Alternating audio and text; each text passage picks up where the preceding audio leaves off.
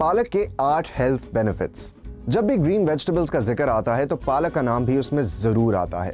पालक के बेशुमार फायदे हैं, लेकिन हम आपको पालक के 8 हेल्थ बेनिफिट्स का बताते हैं। नंबर 1, ये बीनाई की सेहत के लिए अहम है।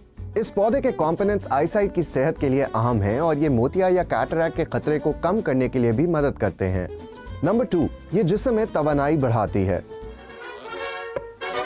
शायद पॉपाय जितनी एनर्जी तो नहीं, लेकिन ये यकीनन आपकी तवानाई को बढ़ाती है और खून के मेयार को बेहतर बनाने की भी सलाहियत रखती है, क्योंकि इसमें आयरन मौजूद है।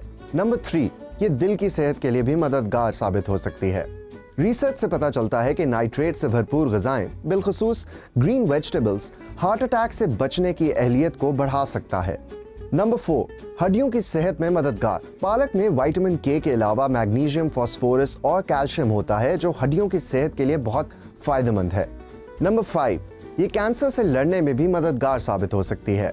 पालक में मौजूद पॉलीफिनॉल्स और विटामिन से कैंसर के खतरे को कम करने में भी मदद मिल सकती है। नंबर 6, फाइबर का एक मुफीद जरिया है और इस किस्म का फाइबर क़ुव्वत मुदाफ़ियत को बढ़ाने में भी मदद करता है। नंबर 7, वजन को मुतवाजन रखने में मददगार।